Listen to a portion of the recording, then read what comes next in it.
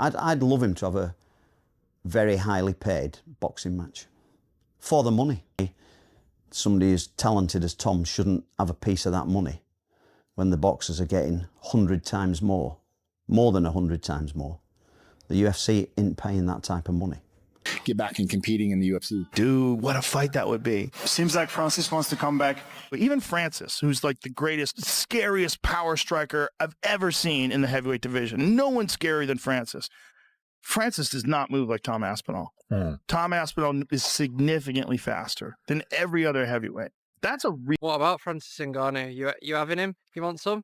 Do you want some? I'll give it you. The day that I start ducking out of fights, turning opponents down and stuff like that is the day that I'm... Tom Aspinall and his father have just dropped a massive bombshell on the UFC that could change everything we know about the champion's future, where we bring you the biggest stories in combat sports. Today, we're breaking down Tom Aspinall's shocking revelation that has Dana White and UFC executives probably losing sleep. Let's get into it. Tom Aspinall's dad just said what every MMA fan has been thinking, but nobody dared to say out loud. In a recent interview on Tom's YouTube channel, Andy Aspinall, who serves as his son's coach and father figure, delivered this earth-shattering statement: UFC ain't paying that type of money.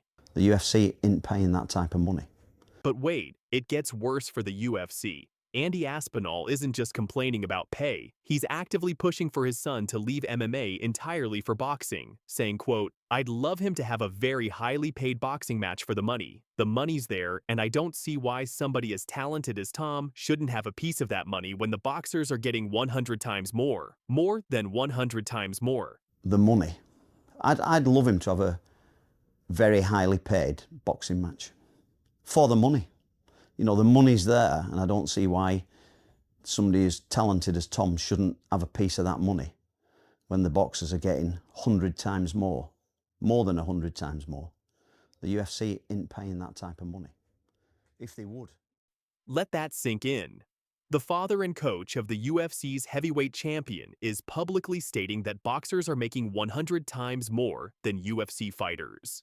This isn't just criticism. This is a declaration of war on UFC's pay structure. Let's break down just how shocking these numbers really are. Andy Aspinall didn't stop at boxing comparisons. He went nuclear on UFC pay by comparing Tom to athletes in other sports.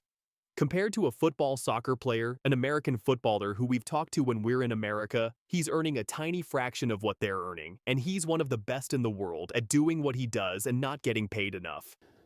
But I think these 1% of people who are very, very good should get paid. You know, Tom's money, some people say it's good compared to a soccer player. An American footballer who we've talked to when we're in America, he's earning a tiny fraction of what they're earning. And he's one of the best in the world at doing what he does and not getting paid enough. Tom Aspinall's current net worth sits at approximately $3 million, which sounds impressive until you realize that's his total career earnings. Meanwhile, top boxers are making that in a single fight. Francis Ngannou, who left the UFC for exactly these reasons, reportedly earned more in his boxing matches against Tyson Fury and Anthony Joshua than he made in his entire UFC career combined. Andy Aspinall drove the point home with this devastating observation. And it's very dangerous, so when he's got enough to get out of it, I'd say get out of it. And it's very dangerous. So when he's got enough to get out of it, I'd say get out of it. The man is literally telling his son to abandon the sport that made him famous because the risk-to-reward ratio is completely broken. But here's where this story takes an incredible turn. While Andy Aspinall is pushing for a boxing exodus, Tom himself has his eyes set on one particular fight that could solve everything: Francis Ngannou. Tom recently stated, "I'll fight anybody. He's very, very dangerous. I think I'm a smart fighter with a good fighting IQ, and I think I could navigate that danger well. It's a fight I'd definitely be interested in." Tom Aspinall's the guy. He's the guy. Dana White says I'm his man. We love that. We love that on the channel. And what about Francis Ngannou? You having him? You want some? The day that I start ducking out of fights and turning opponents down and stuff like that is the day that I'm going to retire. So, as I've always said, and you can ask any promoter I've ever worked with, any guys at the UFC, I'll fight anyone, I'll fight anytime, and I'll fight anywhere. Never turned down a fight in my life. Never will. The day that I start thinking about turning down fights is the day that I'll retire. So to answer the question, whoever they want me to fight is who I'm going to fight. Tired. I'll fight anyone. I'll fight anytime, and I'll fight anywhere. Seems like Francis wants to come back, and he says he changed his mind. Would you be open for him to come back if he really wants to, and then if he says okay to your... Francis Ngannou has a contract with the PFL. Now they could co-promote. There's so many options for Francis. I think that he can help bridge that gap that the UFC is lacking in his star power when it comes to the heavyweight division. I think enough time has passed. I would love to see somehow, some way that they can mend these fences and get back. This is the fight that makes perfect sense. Ngannou left the UFC for the exact same reasons Andy Aspinall is now citing: inadequate pay for the world's best heavyweight fighters. Both men represent the same problem: elite athletes being underpaid for putting their bodies on the line in the most dangerous sport in the world. But there's one massive problem. Dana White has already shut this down hard, saying, "Francis Ngannou, I'm not a fan. I don't see that happening." One thing I've learned over the years about Francis doesn't always mean what he says publicly. What he says behind the scenes are different than what he says publicly. I'm not a big fan. I would be shocked if Francis ever came back here on lots of different levels. I'm not a fan, and he doesn't always mean what he says publicly. The UFC president clearly hasn't forgiven Ngannou for leaving, and now he might be facing the same situation with his current champion. What we're witnessing here is bigger than just Tom Aspinall or Francis Ngannou. This is about the fundamental structure of fighter pay in MMA. When the father of your heavyweight champion is publicly telling him to leave for boxing, you have a serious problem. I believe that Francis is in Vegas. Yeah. Any possibility that you and Francis? I think that in the next few years, we're going to see some really good fights with the heavyweights. Francis Ngannou has a contract with the PFL. Now they could co-promote. Aspinall's one of the fastest heavyweights. He might be the fastest heavyweight in the history of the sport. I don't think anybody moves like that guy does. At a 250-plus pound frame, his movement's fucking extraordinary. And that's something you have to deal with. Like, that is a crazy ability. Francis, what he has over... Andy Aspinall laid out Tom's immediate future: defend against Ciryl Gane at UFC 321, potentially headline a card in England, then seriously consider that big money boxing match. He's essentially giving the UFC an ultimatum: pay up or lose another heavyweight champion. The parallels to Ngannou are impossible to ignore. Both fighters reached the pinnacle of MMA success. Both had family members questioning whether the pay matched the risk, and both represent the UFC's biggest fear: their biggest stars walking away for bigger paydays elsewhere. I think 3 years ago, after I fought Junior Dos Santos, that's where I started having new contract proposal.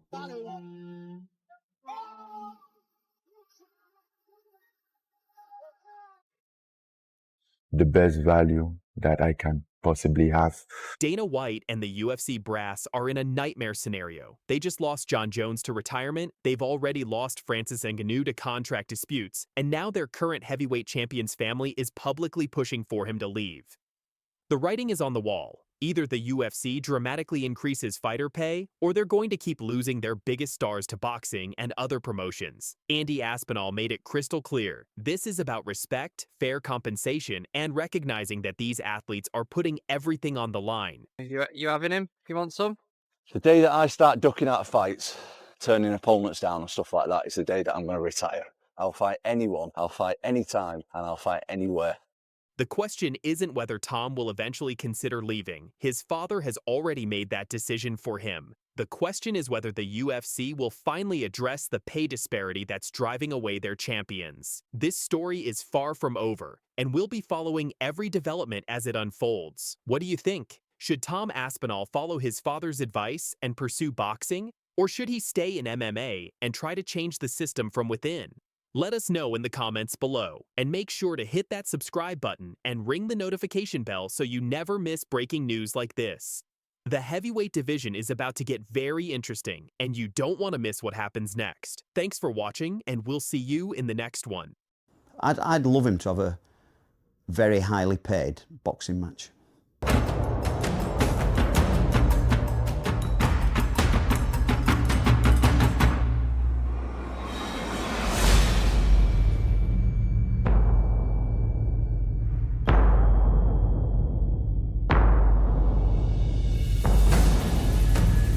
UFC heavyweight champion Tom Aspinall and his father Andy have just dropped a career-changing message that has the entire MMA community talking. And it's not about his upcoming title defense. The newly crowned undisputed heavyweight king, who claimed his throne after Jon Jones' shocking retirement in June, has his sights set beyond the octagon, and it involves boxing gloves, massive paydays, and a direct challenge to the UFC's pay structure. This is a story about money, power, and a father's bold vision for his son's future. Let's break it all down.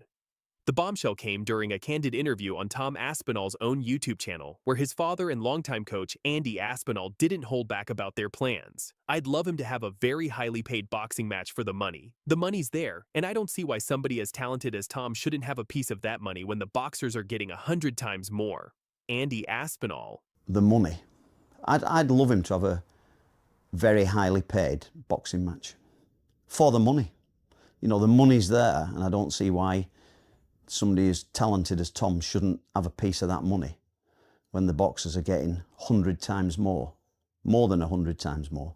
But here's where it gets even more explosive. Andy Aspinall took direct aim at the UFC's compensation structure, stating bluntly, "The UFC ain't paying that type of money." The UFC ain't paying that type of money. This isn't just wishful thinking from a proud father. This is a calculated business statement from the man who's coached Tom since he was a child and helped guide him to the pinnacle of mixed martial arts. The timing couldn't be more significant. Tom Aspinall is set to make his first undisputed title defense against Ciryl Gane at UFC 321 in Abu Dhabi on October 25th. But even with championship gold around his waist, his camp is already looking beyond the octagon for what they see as the real money. All right, now, UFC 321, October 25th, Etihad Arena in Abu Dhabi. Tom Aspinall will face Ciryl Gane. Aspinall has 15 wins, and all of them are by finish. Gane is the #1 ranked heavyweight. You can go to, tickets go on sale this Friday. Let's talk numbers, because that's what this is really about. Andy Aspinall didn't mince words when describing the financial disparity between boxing and MMA. According to Andy, boxers are earning more than 100 times more than UFC fighters. To put this in perspective, while top UFC champions might earn millions per fight, boxing's biggest stars regularly command $20 to $50 million purses, sometimes even more. Francis Ngannou proved this point when he left the UFC heavyweight championship behind to pursue boxing riches, reportedly earning around $10 million for his debut against Tyson Fury, potentially more than he made in his entire UFC career. So what was the holdup with the UFC? Like, what led you to not sign? There was a lot of frustration over the years. I think since my fight against Stipe, my first fight against Stipe, my relation with the UFC never been the same. Really? I felt like I wasn't in the right place. Then I get the Derek Lewis fight, who was like the worst fight, and that didn't hurt me at all. You win the Ciryl Gane fight. Then what happened? I have no guarantee that signing this contract, I will not get into what I have been to in the past 3 years. So how about we change something that will make me feel secure? And what did you want to change? A lot of things. But here's the kicker. Andy Aspinall revealed something shocking about his son's current earnings compared to other athletes. An American footballer. He's earning a tiny fraction of what they're earning, and he's one of the best in the world at doing what he does and not getting paid enough. An American footballer who we've talked to when we're in America, he's earning a tiny fraction of what they're earning. And he's one of the best in the world at doing what he does and not getting paid enough. This raises serious questions about fighter pay in the UFC, especially when we're talking about the heavyweight champion of the world potentially being out-earned by mid-tier American football players. This isn't just talk. The Aspinalls have a strategic plan mapped out. Andy outlined a clear timeline for his son's immediate future that could set up a massive boxing payday. October 2025, UFC 321 versus Ciryl Gane in Abu Dhabi. Tom Aspinall will face Ciryl Gane. Aspinall has 15 wins, and all of them are by finish. Gane is the #1 ranked heavyweight. UFC 321, October 25th, Etihad Arena in Abu Dhabi. Andy's ultimate goal, simple and direct. Get the money, get the glory, and get out, with Tom's health intact. The strategy is reminiscent of what we've seen with other MMA stars. Conor McGregor proved the crossover model works with his massive payday against Floyd Mayweather. Francis Ngannou followed suit by leaving the UFC to pursue boxing riches. But here's what makes Aspinall different. He's doing this as the reigning champion, not after losing or being stripped of his title. That gives him incredible leverage. So, who could Tom Aspinall potentially face in the boxing ring? The heavyweight division is currently dominated by unified champion Oleksandr Usyk, who holds all 4 major titles after his victories over Anthony Joshua and Tyson Fury. Alexander Usyk putting on the performance of a lifetime. It's back on the legs. It's back on the legs. The champ is in real trouble here. So much. No. Usyk trying to send shockwaves throughout the heavyweight. Not give one shot, or not take one shot, but he has to give. Interestingly, Usyk has previously expressed interest in trying MMA, which could set up the ultimate 2-sport crossover. Aspinall boxing Usyk, then Usyk entering the octagon. Other potential opponents could include Tyson Fury, if he returns from retirement, Anthony Joshua, looking to rebuild, Deontay Wilder, always a knockout threat. The appeal for boxing promoters is obvious. Aspinall brings legitimate knockout power and an undefeated record as UFC champion. His highlight reel of 1-minute knockouts proves he has the finishing ability that boxing fans crave. This puts the UFC in a difficult position. They've just crowned a new heavyweight champion after Jon Jones' retirement, and now his team is already publicly discussing an exit strategy. The problem for Tom Aspinall a lot of the time was not only finding trade. Oh! What a finish! That's it! Wow! Knockout for Tom Aspinall in his debut! Got ourselves a prospect. Beautiful. Knee to the midsection. Bang, bang. 1-2 follows right on the chin. He just did not stand a chance. As soon as that knee landed, bang, right into the midsection on 1-2. Very nice. And he measured the right hand early as well. Dana White and the UFC brass have historically been resistant to allowing their biggest stars to pursue boxing while under contract. But the Aspinalls aren't asking for permission. They're making a statement about fair compensation. The broader implications are massive for the sport if the reigning heavyweight champion can't be adequately compensated by the world's premier MMA organization. What does that say about the entire fighter pay structure? This could be the catalyst for significant changes in how the UFC approaches compensation for its biggest stars, especially champions who have proven their drawing power. Tom Aspinall's father has thrown down the gauntlet, not just to potential boxing opponents, but to the UFC itself. The message is clear. Pay your champions what they're worth, or risk losing them to boxing's lucrative landscape. With Aspinall set to defend his title in just 7 weeks against Ciryl Gane, all eyes will be on Abu Dhabi. But the real question isn't just whether he'll win. It's whether this victory will be his last in the octagon before pursuing those boxing millions. Will the UFC step up with a mega deal to keep their heavyweight champion, or will we witness another exodus of top talent to the boxing world? One thing's for certain. Andy Aspinall's Bombshell has changed the conversation around fighter pay and career strategy in combat sports forever. We'll continue following this developing story. For now, this has been your Combat Sports Update. Stay tuned for more breaking news. But Tom's gigantic as well. He's big, he's light on his feet, he can move. I always say he's like a heavyweight Muhammad Ali, or mixed martial arts Muhammad Ali, or a heavyweight George St. Pierre. He can grapple, he can do it all. And we saw what happened against with Ciryl Gane against Jon Jones. So more than likely, I mean, I heavily lean towards Tom Aspinall in this fight, but it's mixed martial arts. If Ciryl can stop the takedowns, then this gets very interesting.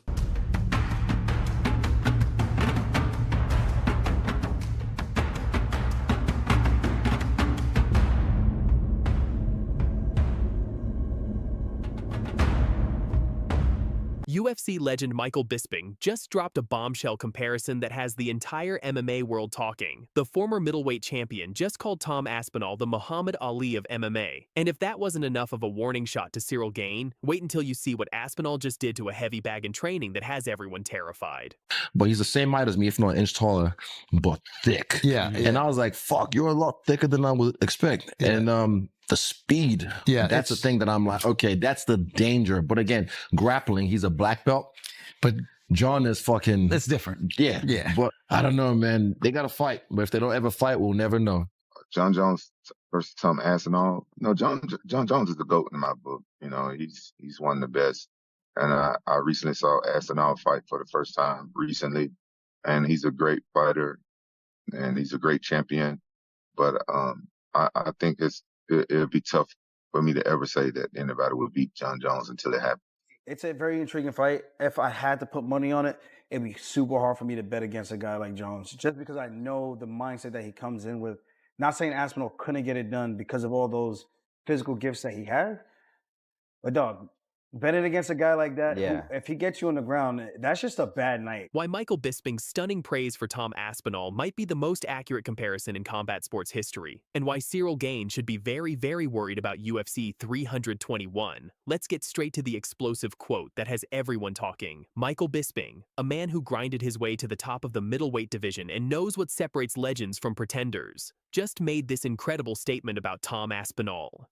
Here's exactly what Bisping told Bloody Elbow, and I quote, "Tom's gigantic as well. He's big and light on his feet. He can move. I always say he's like an MMA Muhammad Ali or a heavyweight Georges St. Pierre. He can grapple. He can do it all. I heavily, heavily lean towards Tom Aspinall in this fight."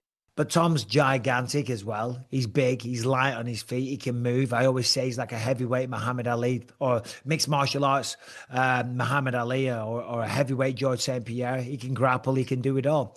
And we saw what happened against with Ciryl Gane against Jon Jones. So more than likely, I mean, I heavily lean towards Tom Aspinall in this fight, but it's mixed martial arts. If Ciryl can stop the takedowns, then this gets very interesting. Now, when a UFC legend compares someone to Muhammad Ali, you listen. This isn't just about footwork. Ali revolutionized boxing by moving like a dancer while hitting like a truck. Aspinall is doing the exact same thing in MMA. We're talking about a 6', 5" heavyweight who moves like he's fighting at middleweight.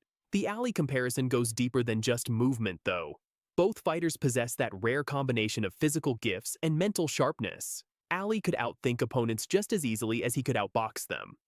Aspinall shows similar fight IQ, reading opponents and striking at the perfect moment. Watch this hand. He constantly distracts you with the lead hand. So he's keeping you busy with this before he starts to turn and starts to do these kicks. This comes first, is the front hand look. Watch how he just pulls it out before he does anything. And he does that every time he occupies the front hand and then works his attacks off it, which is high level fight IQ stuff from Jon Jones. But he's one of the smartest fighters ever. Let's talk about why this comparison makes perfect sense. Tom Aspinall isn't just another heavyweight champion, he's rewriting the entire playbook. This Manchester native has finished 6 top 10 opponents in under a round each. Think about that for a second. 6 elite heavyweights, all finished in less than 5 minutes combined. Tom Aspinall a lot of the time was not only finding trade. Oh! What a finish! That's it! Wow! Knockout for Tom Aspinall in his debut! It's a prospect. Beautiful. Knee to the midsection. Bang, bang. 1-2 follows right on the chin.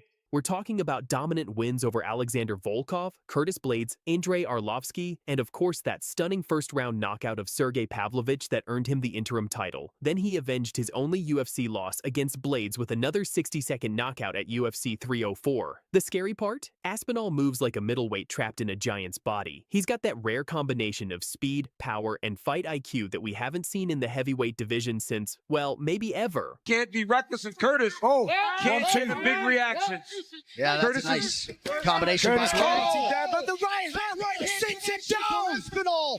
Blades nearly down and out early. That's it. But if Bisping's Ali comparison wasn't enough of a warning to Ciryl Gane, Tom Aspinall just shared a training video that has the entire MMA community absolutely shook. We're talking about a video where Aspinall hits a heavy bag so hard that he literally breaks it clean off its chains. This isn't just about power. Any heavyweight can hit hard. This is about the precision and technique behind that power. The fact that Aspinall can generate this kind of force while maintaining his legendary speed and movement, that's what nightmares are made of. Aspinall has also welcomed a new coach into his camp specifically to help break down the puzzle that Ciryl Gane presents. The champion is taking this fight seriously, and rightfully so. Gane represents his toughest test to date.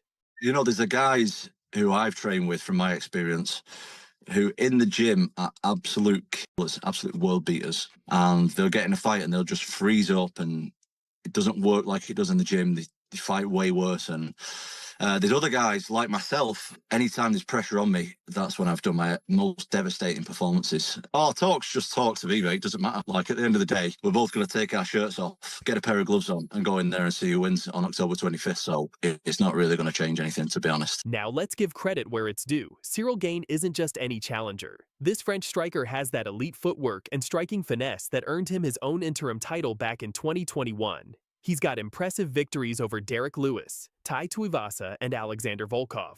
Here's what makes this fight so intriguing. Bisping himself admitted that out of all heavyweights, Gane is probably the most athletic and might be the only man who can match Tom in terms of movement. In fact, Bisping said Gane might even be more athletic and lighter on his feet than Aspinall. This will be Gane's third shot at UFC gold. He lost a decision to Francis Ngannou at UFC 270, then got submitted by Jon Jones in just over 2 minutes at UFC 285. The question is, can the third time be the charm against a champion who's looking absolutely unstoppable? UFC 321 in Abu Dhabi on October 25th isn't just another title fight. This is Tom Aspinall's chance to silence any remaining doubters and cement his place among the heavyweight greats. We're talking about the first defense of his undisputed title in the post-Jon Jones era. Michael Bisping made it clear he heavily leans towards Tom Aspinall in this fight. And honestly, after seeing that training footage and understanding the Ali comparison, it's hard to disagree. For Aspinall, it's about proving he's not just a transitional champion, but the start of a new heavyweight dynasty. For Gane, it's about finally capturing that elusive, undisputed title that slipped through his fingers twice before. So what do you think, fight fans? Is Michael Bisping spot on with that Muhammad Ali comparison? Can Ciryl Gane solve the Aspinall puzzle that no one else has figured out? Drop your predictions in the comments below. If you enjoyed this breakdown, smash that like button, subscribe for more MMA news and analysis, and hit that notification bell so you never miss when we drop the latest fight breakdowns. UFC 321 is shaping up to be an absolute banger, and we'll be covering every angle as we get closer to fight night. To this day, he gave Jon Jones some serious fucking trouble, and Jon destroyed his legs. He needed double knee surgery after that fight. What was going through your mind when you did that jumping side kick? Looked like you were aiming for Thiago Santos's knee. Thiago was trying to break my jaw tonight. He was trying to give me brain damage tonight. And if a guy can give you a stutter for the rest of your life or memory loss, I think an even trade-off is to give him a lump for the rest of his life. That's just the game we play. This is one of the greatest quotes ever when he was in a press conference with Daniel Cormier after their first fight. He goes, I beat you after a weekend of pain.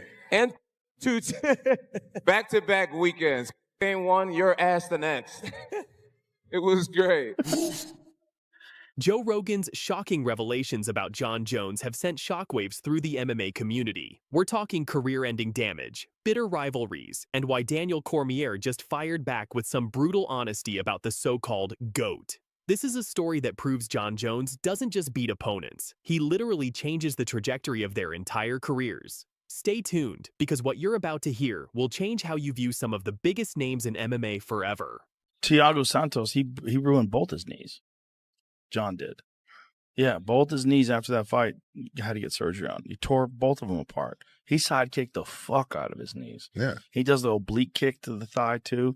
He does it everywhere. So let's start with the bombshell that has everyone talking. On a recent episode of the Joe Rogan Experience, the UFC's most trusted voice dropped some absolutely devastating information about what Jon Jones did to former title challenger Thiago Santos. Yeah, when I heard his name first, I was like, oh my goodness. Tell me this is not happening. He definitely did really good, but one thing about me, as the fight progresses, I tend to figure out what's happening, get my game going. Thiago is a Muay Thai black belt, and I'm only 10 years into kickboxing. I think he's probably closer to 20 years into kickboxing. So, I just figured I'd challenge myself. I could have probably taken the fight to the ground. That probably would have been a smarter idea, but, I know he will be back for a rematch, and I'll be ready.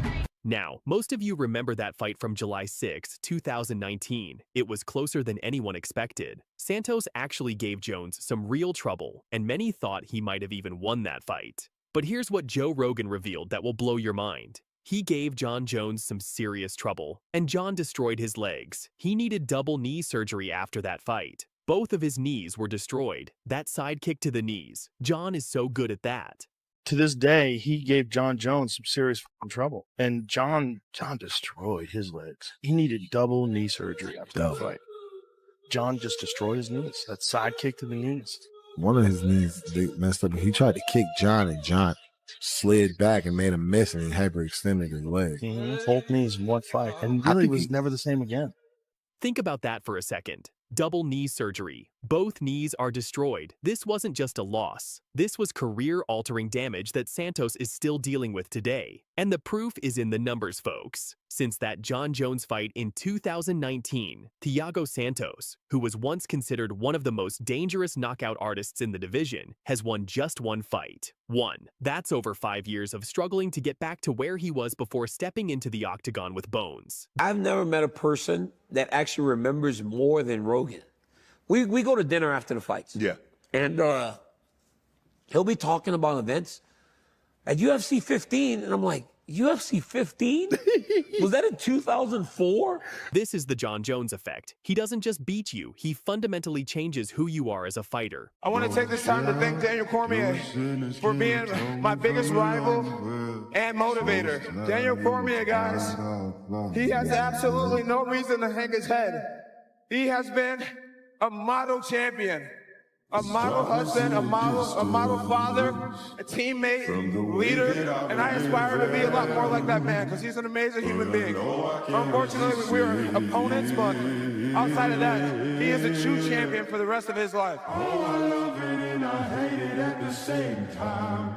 But that's not even the biggest story here. Daniel Cormier, Jon Jones' greatest rival, just went on Shannon Sharp's club Shay Shay and dropped his own bombshell that has the MMA world completely divided. Despite losing to Jones twice, despite their bitter personal history, Cormier made a statement that nobody saw coming. When asked about Jon Jones being the greatest of all time, here's what DC said. I don't believe he should be considered the greatest of all time. Steroids in fighting is much different than anything else in the world. You just can't have that tied to your name, especially in fighting, and people call you the greatest of all time. The steroid is tied to his name. Yep. He can't be in the GOAT conversation. I don't believe that. I don't believe that he should be considered the greatest of all time.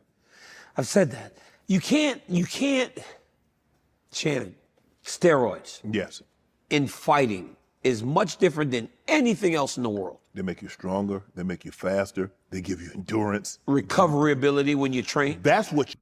Now that's brutal honesty right there. Cormier isn't denying Jones's talent. He even called him the greatest talent the sport has ever seen. But he's drawing a hard line when it comes to the GOAT conversation. And you know what? Jon Jones couldn't let that slide. He fired back on social media. But here's where it gets really interesting. Cormier isn't backing down. He's actually supporting Jones for the potential White House fight card, saying, if y'all want an American dude to go get a victory, put Jon Jones in there because he's going to win.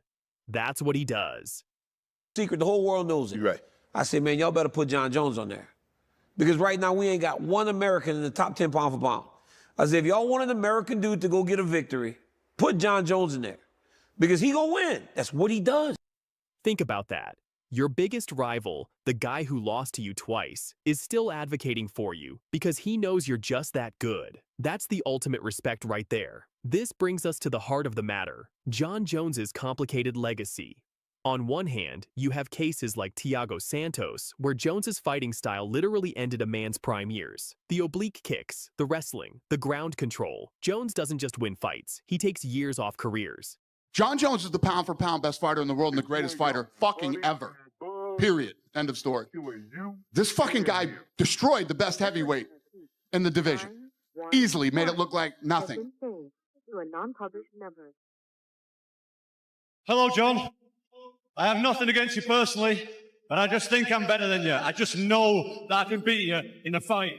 So I'm coming for it. But then you have the elephant in the room, the failed drug tests that Cormier mentioned, multiple incidents, overturned victories, and a cloud that follows Jones everywhere he goes. Yet even his biggest hater, and let's be real, Daniel Cormier earned that title, admits that Jones is probably going to win any fight you put him in. That's the paradox of Jon Jones. He's simultaneously the most talented and most controversial figure in MMA history. The recent back and forth between Jones and Cormier proves this rivalry is far from over. Jones posted on Instagram saying he didn't just live in Cormier's head rent-free, he built a mansion there. And honestly, looking at how much Cormier talks about Jones, he might have a point. But here's the real question for you fight fans. Does talent alone make you the GOAT, or do the controversies permanently taint that conversation? Looking ahead, all eyes are on this potential White House fight card for 2026. Dana White said the odds of Jones being on it are 1,000,000,000 to 1, but Jones isn't giving up. He's back in the USADA testing pool, he's training hard, and he's optimistic about his chances. The irony? His biggest rival, Daniel Cormier, is actually pushing for Jones to be on that card because, in his words, Jones is going to win,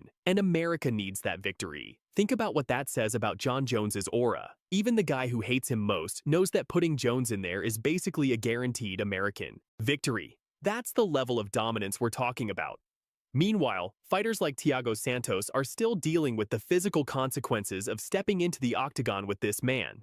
It's a reminder that in MMA, some fighters don't just beat you, they change your life forever. So there you have it. Fight fans, the Jon Jones effect in all its brutal glory. Whether you love him or hate him, whether you think he's the GOAT or not, one thing is undeniable. This man changes careers, breaks bodies, and lives rent-free in the minds of everyone who's ever stepped into the octagon with him.